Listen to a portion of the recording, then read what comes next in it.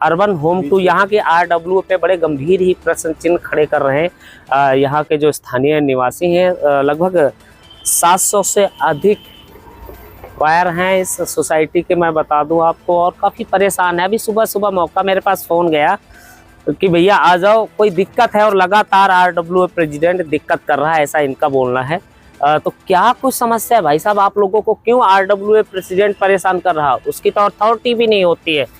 Sir वो पूरी society को परेशान कर रहे हैं और कुछ लोगों को तो टारगेट बना रखा है। आप अपना हिस्सा कुछ टारगेट में सबसे पहला नाम मेरा उन्होंने ले रखा है और मेरे को ऐसा टारगेट कर रखा है कि उन्होंने तो हमें पूरे परिवार को जान से मारने तक की सोच रखी थी, क्योंकि मेरे घर की पूरी लाइट काट रखी थी उन्होंने। और 33 घंटे इस गर्मी के माहौल में बिना लाइट पंखे के हम लोग रहे 33 घंटे पूरे। उसके बाद प्रशासन के पास हम गए, प्रशासन से भी हम बार बार रिक्वेस्ट करते रहे, उनके भी कहने के बाद भी उन्होंने लाइट नहीं दी।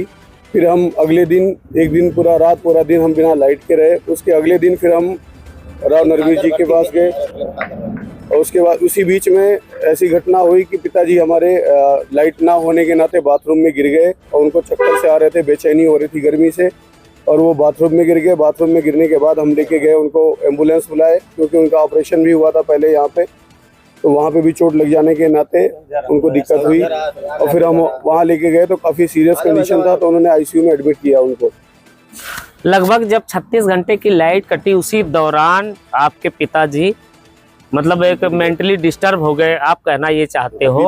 BP हाई हो गया, अन्य अनेकों बीमारियां थी। तो RWA प्रेसिडेंट की आपसे दुश्मनी क्या? सर एक्चुअली क्या है कि हम आवाज उठाते रहे शुरू से। अच्छा, जब से वो बने हैं वो बिल्डर के आदमी हैं। अच्छा, बिल्डर का आदमी? बिल्कुल, बिल्डर का ही उनका सारा, आज से नहीं बहुत पहले से उनके ऊपर हाथ था और आज भी है। बिल्डर ने ही उनको बनाया है और वो बिल्डर के थ्रू ही बन के आए हैं यहाँ पे। सोसाइटी का एक भी बंदा वोट नहीं दिया है उनको, 3 लोग, कोई मेंबरशिप किसी को नहीं दी गई है, 3 लोगों ने ही उनको वोटिंग करी है। 8 लोग टोटल सोसाइटी में मेंबर हैं। हमने RTI भी लगाई थी, उसके थ्रू हमें पता चला है 8 लोग मेंबर थे। 8 लोगों में से 3 लोग अभी प्रेसिडेंट, सेक्रेटरी और ट्रेजरर बने पड़े हैं सोसाइटी में रहता है, और 2 लोग तो सोसाइटी में भी आज तक नहीं दिखाई दिए, कभी हो सकता आए हो बिना किसी को बताए।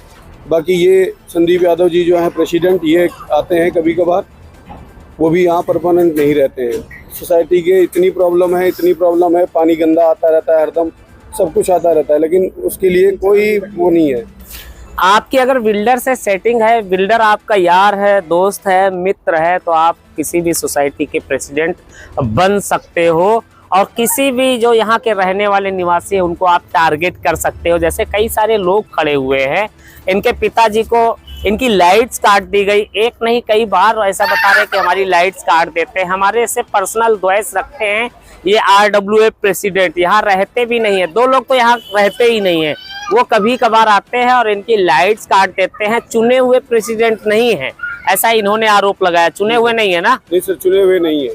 और यहाँ तक नहीं, उन्होंने तो हमारे कंपनी में मारुति सुजुकी में जॉब करता हूँ, हमारे भाई हैं सुशील जी, उनके नाम पे भी इन्होंने कथित रूप से, लिखित रूप से और मेल के थ्रू हमारे डिपार्टमेंट में सब जगह उन्होंने ऐसा भेज दिया कि ये नौकरी करने लायक नहीं है, इनको यहाँ से निकाल दिया जाए। मतलब पर्सनल टारगेट किया जा रहा है मेरे को और सुशील भाई को।